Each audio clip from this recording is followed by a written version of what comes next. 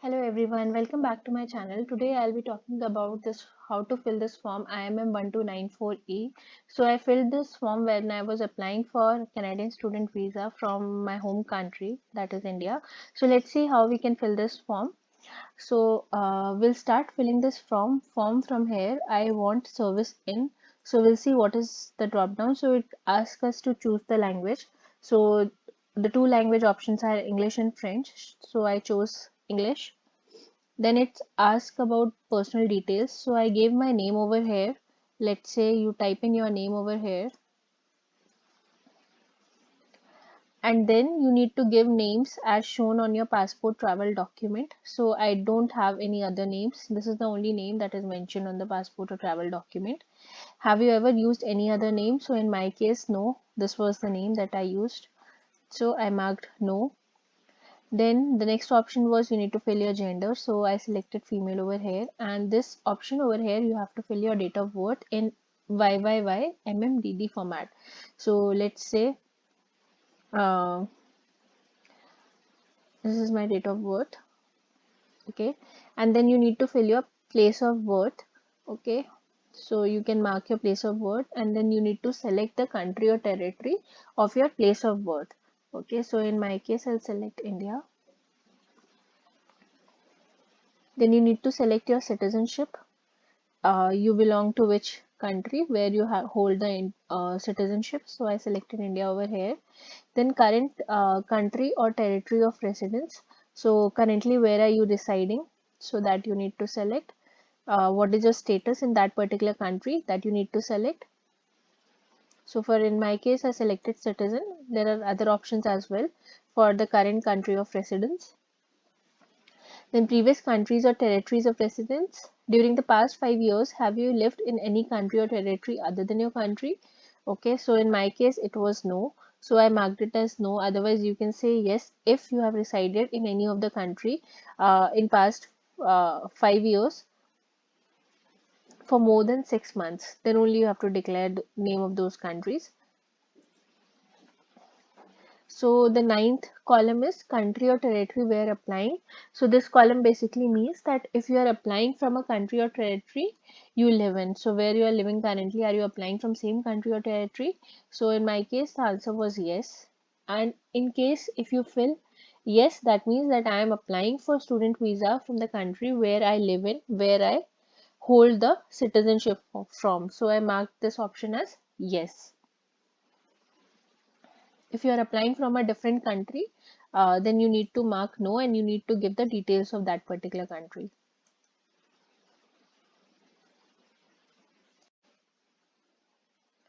So coming to the 10th point, your current marital status. Over here you have to mention the marital status. Like for example, if you select married, you need to give details about the person. Okay. So provide the detail on which you were married. So you need to enter the your marriage date over here. Then you need to mention the name of the spouse, family name. But in case if you feel single, then you don't have to give all these details and you can move on. Then the 11th section, it says that whether you were previously married to someone else, then you need to select yes or no over here. In case you select no, then you don't have to fill the other details in the 11th column. Then you need to select the languages. You need to select the native language.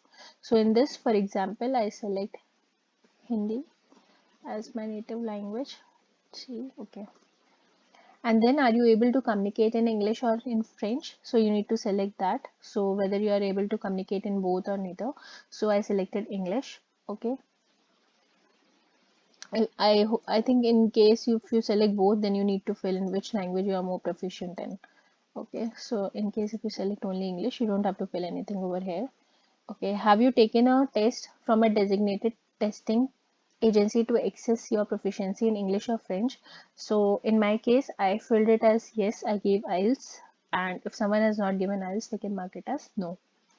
Okay. Then you need to provide your passport details over here. You need to provide your passport number over here. Current or territory of issue. So where was this passport issued? You need to mention that.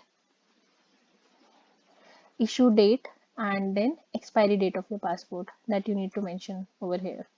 Okay, so let's see, let's select something. issue date and expiry date, for example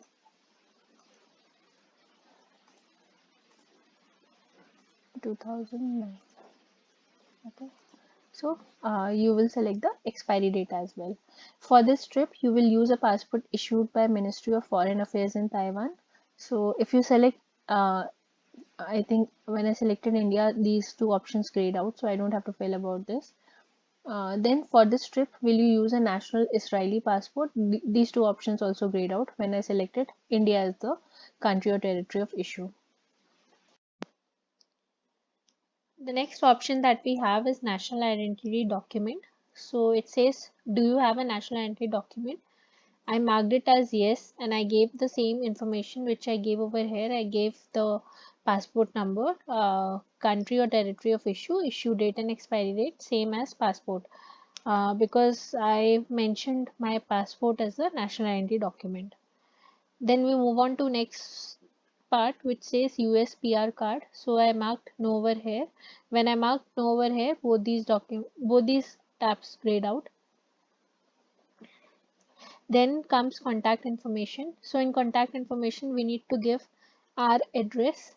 So what does this says? Let's read it out. If submitting your application by mail, all correspondence will go to the address unless you indicate your email address below.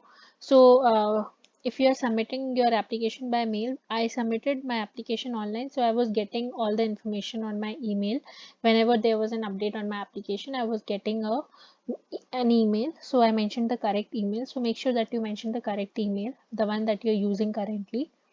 Indicating an email address will authorize all correspondence, including file and personal information, to be sent to the email address you specify. So whatever email address you specify, that's very important.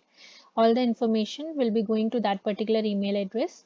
If you wish to authorize the release of information from your application to a representative, indicate their email. So if you have a third party who is looking after your application or who is filling your application, then you need to mention their email addresses and mailing addresses in this section and on the form IMM5476 form. So in that form as well, you need to mention the representative email address. Okay, so let's go ahead. It says current mailing address. So what is the current mailing address for you? You need to mention the correct address over here. Um, I think it will be used when you will get your PPR and you'll be sending your passport and then you'll be getting back your passport. So at that time, you'll need your current mailing address. Then you need to mention all the correct details over here like PO box, apartment unit, street number, street name, city, town, country or territory, province, state, postal code, district. So you need to mention all these information over here. Then comes residential address. So next is residential address. So you need to mention the residential address if it is different from your mailing address. So if you mark it as no, then you need to give all the details of the residential address. Otherwise, you can mark it as yes. In case of yes, all these text boxes will be grayed out and you don't have to fill any information, and it means that mailing address will be same as your residential address where you are residing currently. Then the next section is telephone. So you need to give your telephone number. So if it is Canada/US, you have to mark that field and you have to give the details over here. And if it is other, so you need to select other and you need to give details over here. Let's see what is there. So you need to select one of these: residence, cellular, business. So I selected cellular over here and I gave the country code, like for say for India we give 91, and then over here we gave the phone number. Similarly, for alternate telephone number, you can select one of these options. In case you select other, then again you need to mention type and you need to give the country code and then you need to give the number, phone number. Okay, and then fifth is fax number. So if you have a fax number, you can mention the details over here. Then you need to give your email address. This is really important. If you are filing your online application, I would suggest that you give the correct email address over here, the one that you are currently using. Then comes details of intended study in Canada. So this section, in this section mainly you are going to fill about all the university or college details where you are going for your studies. You need to fill those details in this particular section. So in first A, I have accepted at the following educational institution. So you need to attach the original letter of acceptance. That is something you will be doing in your application. You'll be attaching your original letter of acceptance. Then you need to mention the name of the school. Like for example, let's say university. You mention the name of the school, like let's say University of Regina.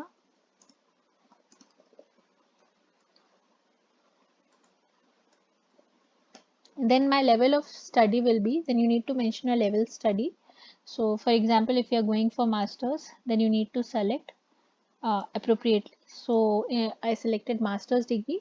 Then my field of study will be, then you need to select your field of study in which you are going to study. Let's say flight training. Then complete address of school in Canada. You need to select the province over here, whichever province you are filling your university, where your university is. Then you need to give city or town in that particular university, of that particular university. Then you need to give the address of your university. Then secondly, you have to mention the DLI number of that particular university. You can search the DLI number on internet, you will get it easily. Then you need to mention the student ID which have been allocated to you after getting your letter of acceptance. Then duration of expected study, you need to mention the duration, like from when your course is starting. Like let's say your course is starting in Jan 2022. So you'll go to Jan 2022, you'll mention first, and let's say your course is for 2 years. You're doing a master's degree and that is for 2 years. So you'll be going to like let's say 2023, and you'll be selecting uh, 2024, you'll be selecting Jan. Okay, so let's say that completes 2 years. So 2 years of studies, you mention the date. Then you give the cost of my studies will be, you need to mention the cost of your studies, let's say $20,000. Then room and board, how much you'll be spending on your room and boarding. So let's say your expenses are $5,000, and some other expenses, how much you'll be spending. So let's say $1,000. And funds that are available for my stay, that means how much funds you have currently in your bank account. Let's say you mentioned $30,000. You can mention the approximate fund that is available in your bank account for your stay in Canada for approximately 1 year. My expenses in Canada will be paid by. So, are you going to pay your expenses, or someone else is going to bear your cost of living and your fees and all in Canada? So, you need to mention that. You have to select one of the options. Let's say myself. And in case if your parents are paying, then you need to select parents. If you are less than 70 years of age, you must fill out the custodian declaration form. So if that is the case, then you need to fill out the custodian declaration form, which is IMM5646 form.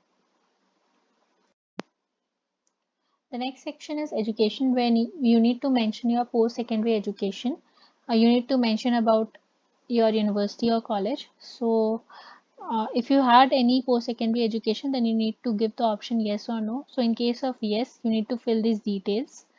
So you need to fill like from when your studies started, and year and month. So let's say your studies started in 2019, and month was June. Okay, and your studies ended in 2021, and the month was April. Field and level of study. So what was your field and level of study? For example, let's say your field was computer science, in which you did your bachelor's. And what was the level of study? Let's say you can write bachelor's over here. Then city of town from where you did your studies, let's say Mumbai. And then school or facility name. You need to mention your school or facility name where you did your post-secondary education. And then you need to select the country or territory in which you did your education, and then you can then this is the information you need to give. And in case you need more space, you have anything else to fill, then you need to attach another you need to take a print, and you need to attach another details to this particular form. Then comes employment. In employments, you need to give your employment details of the last 10 years, including if you have held any government positions. So in this case, you need to start from your current activity or occupation. So currently, if you are employed, let's say 2021-09, and you are currently a software developer while you are applying for this application, and you are working with a company currently, you mention the name of the company over here, and let's say you select all these details and you fill it over here. And then since you're currently working in this particular company, you don't have to give two. And prior to this also you were working with some other company, then you need to mention the details of that company. Let's say you were working for some other company, so you need to give details of that company, like from when to when you were working in this particular company. Okay, sorry. So over here you need to give your position, let's say software engineer, then your company name, then city or town where you were working. Okay, and then your country or territory. In this you will select India if you're working with India, and till what date you were working in this particular company. So let's say you worked till 2021 August. So this is how you need to fill your employment details.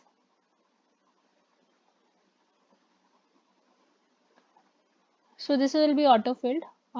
Applicant name, since the form is empty above as of now, I have not saved it. This is not getting populated, will get populated on its own. Then comes background information. So you must select all these background information answers, yes, no, depending on whether they are what are these options, and does the answer is yes or no. So let's see, like you must complete this section if you are 18 years of age or older. So within the past 2 years, have you or a family member ever had tuberculosis of the lungs or been in close contact with a person with tuberculosis? So suppose you say no. Okay, then the next one was about physical or mental disorder.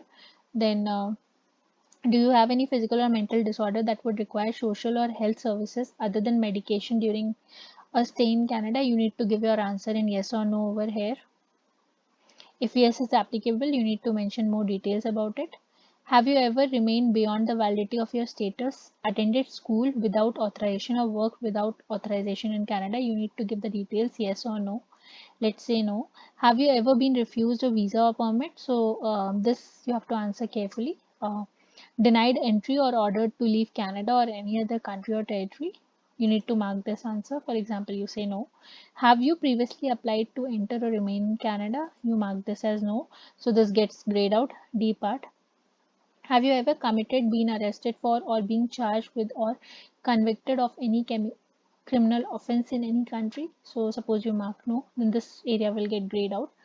Then similarly, fourth point, it says, did you serve in any military, militia, or civil defense unit, or serve in a security organization or police force?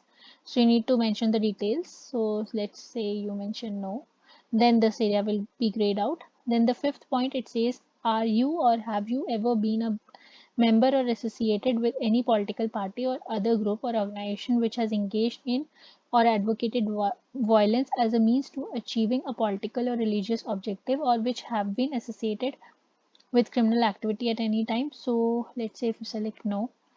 Have you ever witnessed or participated in the ill treatment of prisoners or civilians, looting or desecration of religious buildings? Say no. Okay, and then the applicant name and date of birth, as I mentioned, it will come on its own once you fill the above details. Then you need to give your consent that the information provided by you and whatever information can CIC contact you in future for any further information. So you can mark it as yes.